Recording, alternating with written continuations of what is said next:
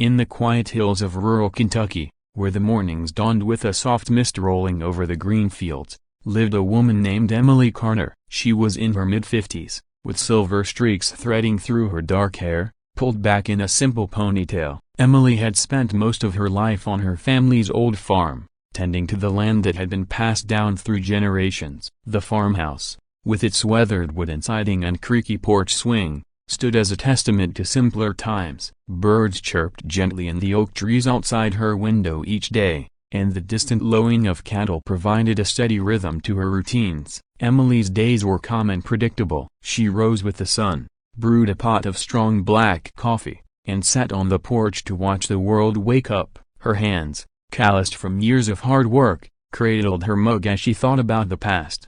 Her late husband, Jack, had been gone for 10 years now, taken too soon by a heart attack while out in the fields. They had shared a life of quiet joys of fishing in the nearby creek, canning vegetables from the garden, and target shooting on weekends. Jack had taught her everything she knew about rifles, starting with the old Winchester Model 94 that had belonged to her grandfather. That rifle was her prized possession. It was a lever-action beauty from the 1930s, with a walnut stock polished smooth from decades of use and a barrel that gleamed under the right light. The metal showed faint scratches, each one a story of hunts past or lessons learned. Emily cleaned it meticulously every month, oiling the action until it moved like silk. To her, it wasn't just a gun, it was a piece of her history, a connection to the people she loved. But in a world that moved fast with new gadgets and shiny tech, the old Winchester often drew sideways glances. The town of Willow Creek wasn't big, maybe 1,000 folks at most. It had a main street with a diner,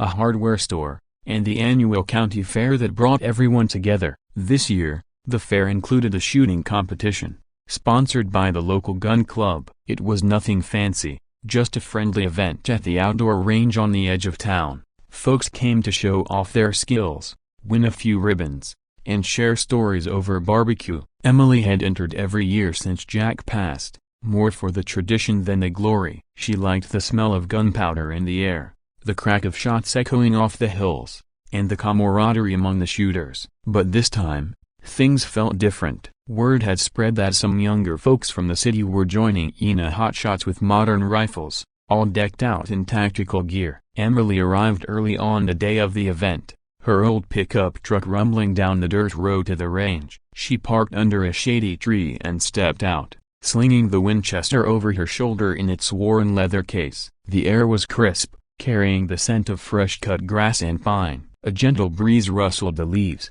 and she paused to take it in, feeling the sun warm on her face. As she walked toward the sign-up table, she noticed the groups forming. There was Tom Harlan, the burly mechanic from town, fiddling with his AR-15. Beside him stood Lisa Jenkins, a young teacher with a sleek bolt-action rifle she'd bought online. And then there were the newcomers, a group of 3 men in their 30s, laughing loudly as they unpacked their high-tech setups, scopes with digital readouts, suppressors, and magazines that held more rounds than Emily could count. One of them, a guy named Ryan with a neatly trimmed beard and sunglasses, spotted her first. "Hey, look at that," Ryan said, nudging his buddy. His voice carried across the gravel lot, not quite a whisper. "Grandma's bringing a museum piece to the party." Emily heard it, but she kept walking, her boots crunching steadily. She signed in at the table, nodding politely to the organizer, old Mr. Ellis,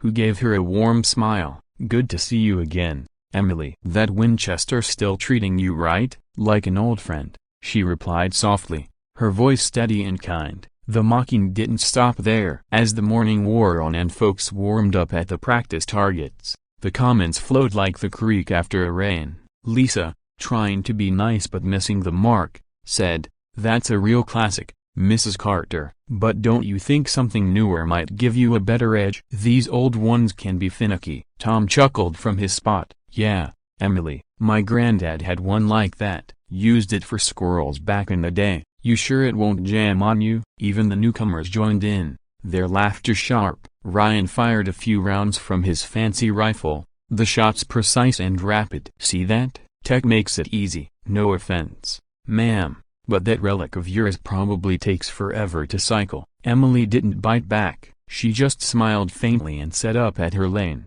loading the Winchester with .30-30 cartridges from her pocket. The lever action clicked smoothly as she chambered around. She took her time, breathing slow and deep, feeling the wood against her cheek. Pop, pop. Her shots hit the paper target's dead center, but no one seemed to notice amid the buzz of the modern guns. The relatable ache settled in her chest as the competition began. It wasn't just about the rifle, it was about feeling out of place in a world that valued new over tried and true. Emily had faced mockery before her when she took over the farm alone after Jack died. Folks whispered she'd sell it off, but she'd proved them wrong, keeping it running with sheer grit. Still, today stung a little more. She wondered if she should have stayed home, sipping coffee on a porch instead of putting herself out here. The event progressed under a clear blue sky, with clouds drifting lazily overhead. Spectators gathered on folding chairs, munching on popcorn from the fair stands. The categories were simple: accuracy at 100 yards, then speed drills on pop-up targets. Emily did well in accuracy, her old rifle steady as ever, but the whispers continued. She's got heart, but that gun's holding her back, someone muttered. By afternoon, the final round approached a timed challenge with multiple targets. 6 steel plates, set at varying distances, had to be hit as fast as possible. The crowd grew, the air thick with anticipation. Ryan went first, his modern rifle barking out shots in quick succession. He cleared the plates in 7 seconds, earning cheers and high fives. "Beat that," he called out, grinning. Lisa followed, managing 9 seconds. Tom clocked in at 6. Then it was Emily's turn. She stepped to the line, the Winchester feeling familiar in her hands. The judge called, "Shooter ready?" She nodded, her heart beating steady. The buzzer sounded. In that moment, time seemed to slow for Emily. Years of practice on the farm shooting varmints from the barn, quick draws during hunts with Becca flooded back. Her fingers moved like they'd done 1,000 times. Lever down, fire, lever up. The rifle kicked gently against her shoulder, each shot a precise echo. Clang, clang, clang, clang, clang, clang. The plates fell one by one, the last one ringing out just as the timer hit 4 seconds. A hush fell over the crowd. Ryan's jaw dropped, his sunglasses slipping down his nose. Lisa stared, wide-eyed.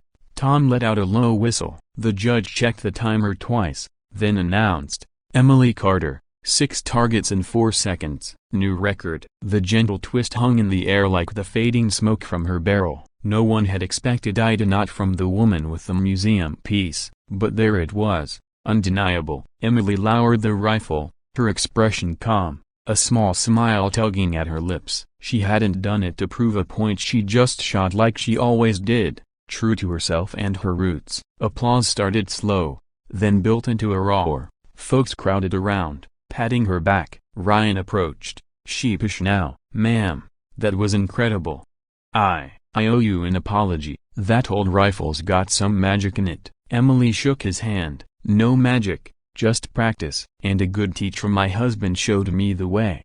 As the sun dipped lower, casting golden light over the range, Emily collected her ribbon, a simple blue one that meant more than any trophy. She drove home in the fading daylight, the truck's radio playing soft country tunes. Back on the porch, she sat with her coffee, the Winchester cleaned and resting beside her. That evening, as stars twinkled above the hills, Emily felt a quiet peace. The mockery had stung, but overcoming it reminded her of her strength. It wasn't about the rifle's age, it was about the heart behind it. She thought of Jack, imagining his proud grin. In Willow Creek, stories would be told for years about the day everyone mocked her old rifle until she showed them what true skill looked like. And in her heart, Emily knew she'd carry on, one steady shot at a time.